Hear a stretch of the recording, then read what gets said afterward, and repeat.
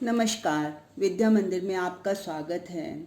आज मैं आपको यह दंतुरित मुस्कान इस कविता का भावार्थ एवं प्रश्नोत्तर बताऊंगी।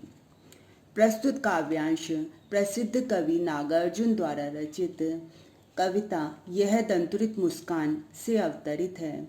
यह कविता वात्सल्य रस की है। इसमें दांत निकालते शिशु की मुस्कान का मनमोहक चित्रण किया गया है। कवि दांत निकालते हुए नन्हे से शिशु की मुस्कान पर मुग्ध होकर कहते हैं, तुम्हारी यह दंतुरित मुस्कान मृतक में भी डाल देगी जान। कहते हैं अपने बच्चे से, उस बच्चे के छोटे छोटे नन्हे नन्हे दांत निकल रहे हैं। उन दांतों को देखकर कवि कहते हैं, इन छोटे छोटे दांतों की झलकती मुस्कान इतनी मनमोहक है कि यह मृतक में भी डाल देगी जान, कि यह निर्जीव व्यक्ति में के हृदय में भी जान डाल देती है। इस मुस्कान को देखकर मृतक में भी प्राणों का संचार होने लगता है। धूली धूसर तुम्हारे यह गात, छोड़कर तालाब मेरी झोपड़ी में खिल रहे जलजात। अब कवि कहते हैं कि धूल मिट्टी से सने हुए, धूली धूसर तुम्हारे यह गात, धूल मिट्टी से सने हुए तुम्हारा जो ये शरीर है उसको देखकर ऐसा लगता है मानो जल जात, मानो कमल का सुंदर फूल छोड़कर तालाब मेरी झोपड़ी में खिल रहा हो। कमल का सुंदर फूल तालाब को छोड़कर मेरी झोपड़ी में आकर खिल उठा हो। परस पाकर तुम्हारा ही प्राण पिघल कर जल बन गया होगा कठिन पाषाण। कह रहे हैं, ओ शिशु, तुम ऐसे प्राणवान हो कि ऐसा प्रतीत होता है कि तुम्हारा कोमल स्पर्श परस पाकर, तुम्हारे कोमल स्पर्श को पाकर कठोर पत्थर भी, पाषाण भी, कठोर पत्थर भी पिघल कर जल बन गया हो, पिघल कर जल बन गया होगा कठिन पाषाण। जो पत्थर है वो भी जल बन गया होगा। अर्थात तुम्हारे स्पर्श से पत्थर दिल वाला व्यक्ति भी अपनी कठोरता को छोड़कर विनम्र बन गया होगा। छू गया तुमसे कि झरने लग पड़े शेफालिका के फूल, बांस था कि बबूल। अब कह रहे हैं कवि कि तुम्हारे शरीर के कोमल स्पर्श से बांस और बबूल, जैसे जो बांस और बबूल के फूल होते हैं बिल्कुल रसीन होते हैं, कांटेदार होते हैं, तो ऐसे रसीन और कांटेदार वृक्षों से भी शेफालिका के फूलों की वर्षा होने लगी। अर्थात तुम्हारे स्पर्श से कठोर और शुष्क मन भी सरल और कोमल हो गया, सरल और सुंदर हो गया। प्रश्नोत्तर। बच्चे की दंतुरित मुस्कान का कवि पर क्या प्रभाव पड़ता है? कवि बच्चे की नए नए निकले दांतों की मधुर मुस्कान पर मोहित हो जाता है। यह मुस्कान इतनी मनमोहक है कि निर्जीव व्यक्ति के हृदय में भी जान डाल देती है। इसके स्पर्श से पत्थर दिल वाला व्यक्ति भी अपनी कठोरता छोड़कर विनम्र हो जाता है। मृतक में भी जान डाल देती है बच्चे की यह मधुर मुस्कान। कवि शिशु को देखकर क्या कल्पना करता है? कवि शिशु के धूल मिट्टी से सने शरीर को देखकर यह कल्पना करता है कि शिशु मानो कमल का सुंदर फूल हो और कमल का सुंदर फूल तालाब को छोड़कर कवि की झोपड़ी में आकर खिल उठा हो। कवि बच्चे के स्पर्श सुख का विलक्षण प्रभाव किन किन रूपों में देख रहा है? बच्चे के स्पर्श से कठोर पत्थर जैसा कवि का हृदय भी पिघलकर जल जैसा कोमल हो गया है। कवि जो था बहुत ही कठोर हृदय का था, परंतु जब वो बच्चे के समीप आया, उसकी कोमल मधुर मुस्कान देखी उसने, तो उनका पत्थर दिल भी कोमल हो गया तथा बांस और बबूल के समान कठोर और शुष्क मन वाली कवि का स्वभाव सरल हो गया और शेफालिका के फूलों की वर्षा होने लगी। इस रूप में कवि बच्चे के स्पर्श सुख का विलक्षण प्रभाव देख रहा है। दंतुरित मुस्कान किसे कहा गया है? नए नए दांत निकालने वाले शिशु की मुस्कान को दंतुरित मुस्कान कहा गया है। ऐसे अबोध शिशु की मुस्कान बहुत मनमोहक और निर्दोष होती है। मृतक में जान डालने की शक्ति किसमें है? मृतक में जान डालने का क्या आशय है? नए नए दांत निकालने वाले शिशु की मुस्कान में मृतक में भी जान डालने की शक्ति होती है। मृतक में जान डालने का आशय है गंभीर और उदास मनुष्य को प्रसन्न करने की शक्ति। क्योंकि कवि का स्वभाव जो था बहुत ही गंभीर था, लेकिन वो भी उनके अंदर एक शक्ति आ गई उसकी मधुर मुस्कान को देखकर। झोपड़ी में कमल खिलने का आशय स्पष्ट कीजिए। झोपड़ी में कमल खिलने का आशय है झोपड़ी में आनंद और प्रसन्नता छा जाना। कवि को बच्चा काफी लंबे अंतराल के बाद देखता है तो वह उसे अजनबी की तरह से घूरता रहता है। इस तरह एकटक निहारते हुए शिशु को देखकर कवि कहता है, तुम मुझे पाए नहीं पहचान, देखते ही रहोगे अनिमेष। कहते हैं बच्चे से, अरे तुम मुझे इस प्रकार एकटक देखते जा रहे हो, समझ गया तुम मुझे पाए नहीं पहचान कि तुम मुझे पहचान नहीं पा रहे हो, परंतु क्या तुम मुझे इस तरह से अनिमेष बिना पलक झपकाए अपलक ही देखते रहोगे?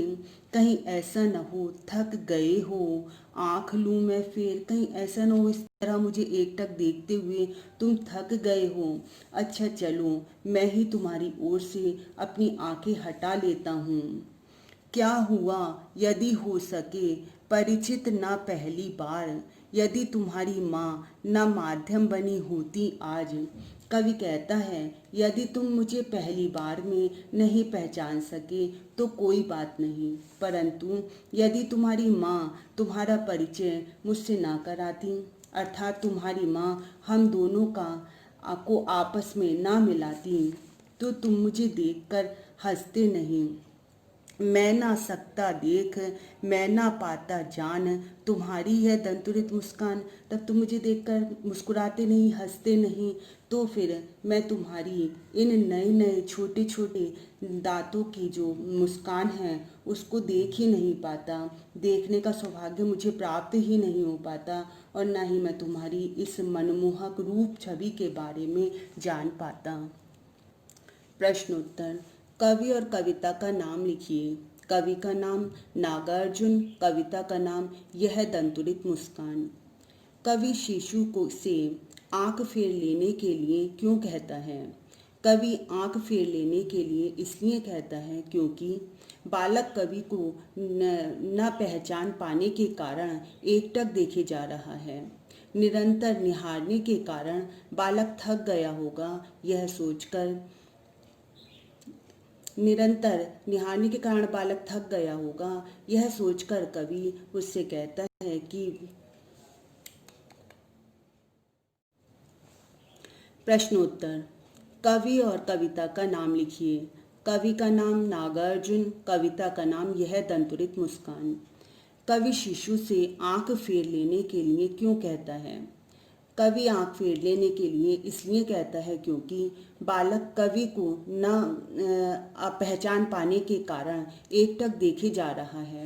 निरंतर निहारने के कारण बालक थक गया होगा, इसलिए कवि कहता है, चलो मैं ही तुम्हारी ओर से आंख फेर लेता हूँ। कवि किसके प्रति कृतज्ञता प्रकट करता है और क्यों? कवि अपनी पत्नी के प्रति कृतज्ञता प्रकट करता है क्योंकि उसी ने बच्चे का पालन पोषण अकेले किया और आज वही दोनों के मिलन का माध्यम बनी है। यदि वह माध्यम न बनती तो वह आज बच्चे की दंतुरित मुस्कान नहीं देख पाता। यदि बच्चे की माँ उसका परिचय बच्चे से नहीं कराती तो क्या होता? यदि बच्चे की माँ कवि का परिचय बच्चे से नहीं कराती तो बच्चा उसे एकटक देखता रहता और हंसता नहीं। इससे कवि को बच्चे के नए नए निकले दांतों वाली मुस्कान को देखने का सौभाग्य प्राप्त नहीं होता। इस पद्यांश में बाल मनोविज्ञान का कौन सा दृश्य प्रस्तुत किया गया है? इस पद्यांश में बाल मनोविज्ञान का बहुत सहज सुंदर दृश्य प्रस्तुत किया गया है। प्रायः शिशु किसी अनजान व्यक्ति को पहली बार घूर कर देखता है। वे उसे एकटक निहारते हैं, मानो उसके भले बुरे स्वभाव को पहचानने का प्रयत्न कर रहे हों। प्रायः वे अनजान व्यक्ति को देखकर गुमसुम हो जाते हैं, न हिलते हैं और न डुलते हैं। प्रस्तुत कविता की भाषा कौन सी है? खड़ी बोली हिंदी। इस कविता में मुख्य रूप से कौन सा रस है? वात्सल्य रस। कवि नए दांतों वाले शिशु की मधुर मुस्कान देखकर कहता है, धन्य तुम, माँ भी तुम्हारी धन्य कि तुम अपनी मोहक छवि के कारण धन्य हो, और तुम्हारी माँ भी धन्य है क्योंकि तुम्हारी माँ ने तुम्हें जना है। तुम्हारी माँ तुम्हें जनकर और तुम्हारी सुंदर रूप छवि देखने के कारण धन्य है। कवि शिशु से अभी तक अलग ही रहे हैं तो वो कहते हैं, चिर प्रवासी मैं इतर मैं अन्य। कहते हैं एक मैं हूँ जो लगातार लंबी यात्राओं के कारण तुम दोनों से अलग ही रहा हूँ। तुम्हारे लिए तो मैं अपरिचित ही हूँ। इस अतिथि से प्रिय तुम्हारा क्या रहा संपर्क? मैं तो तुम्हारे लिए बिल्कुल अपरिचित हूँ, मैं अतिथि हूँ, तुम्हारा मुझसे कोई संपर्क ही नहीं रहा। मैं तुम दोनों की प्यारी दुनिया से पृथक अन्य व्यक्ति सा हो गया हूँ। उंगलियां माँ की कराती रही हैं मधुपर्क, देखते तुम इधर कनखी मार। कवि कहते हैं कि तुम्हारे लिए तो तुम्हारी माँ की उंगलियों में ही आत्मीयता है, जिनसे वह तुम्हें पंचामृत मधुपर्क तुम्हें पंचामृत चटाती रही हैं और वात्सल्य भरा प्यार देती रहती हैं। देखो तुम इधर कनखी मार, तुम इसलिए मुझे तिरछी नजरों से देख रहे हो, और होती जबकि आंखें चार तब तुम्हारी दंतुरित मुस्कान मुझे लगती बड़ी ही छविमान। जब तुम्हारी नज़रें मेरी नज़र से मिलती हैं तब तुम मुस्कुरा देते हो। उस समय तुम्हारी नए नए छोटे छोटे दांतों की मुस्कान मुझे बड़ी ही सुंदर और मनमोहक प्रतीत होती है। मधुपर्क क्या होता है? इसे चटाने का क्या तात्पर्य है? मधुपर्क में मधु शहद के साथ दूध, दही, घी तथा गंगाजल को मिलाया जाता है। इस प्रकार जो पेय तैयार होता है उसे शिशु को पिलाया जाता है। यह बच्चे के स्वास्थ्य के लिए अच्छा है। माँ इसे उंगलियों से बच्चे को चटाती है। कवि किसकी माँ को धन्य कह रहा है और क्यों? कवि नव शिशु की माँ को धन्य कह रहा है क्योंकि उसने ऐसे प्यारे शिशु को जन्म दिया और उसके पालन पोषण का तथा सुंदर रूप छवि को निहारने का उसे अवसर मिला। बच्चे को किससे आत्मीयता थी और क्यों? बच्चे को अपनी माँ से आत्मीयता है क्योंकि वह हमेशा उसके साथ ही रहा है। कनखी मारने और आंखें चार होने से क्या अंतर है?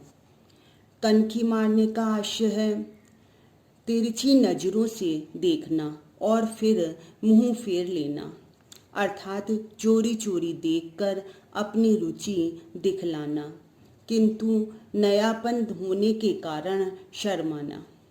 आंखें चार होना का आशय है एक दूसरे को प्रेम से देखना, एक दूसरे के प्रेम को स्वीकार करना। कवि नागार्जुन ने बच्चे की मुस्कान के सौंदर्य को किन किन बिंबों के माध्यम से व्यक्त किया है? कवि नागार्जुन ने बच्चे की मुस्कान के सौंदर्य को निम्नलिखित बिंबों के माध्यम से व्यक्त किया है। नंबर 1, बच्चे की मुस्कान के प्रभाव को दर्शाने के लिए कवि ने उसे मृतक में प्राण डालते हुए अमृत के रूप में वर्णित किया है।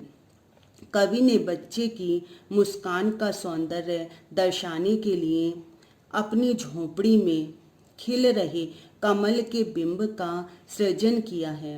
कवि ने बच्चे की मुस्कान दर्शाने के लिए बांस और बबूल से शेफालिका के फूल झड़ने का सुंदर दृश्य दिखाया है। आपको मेरी ये वीडियो पसंद आई हो तो इसे लाइक शेयर अवश्य करें। धन्यवाद।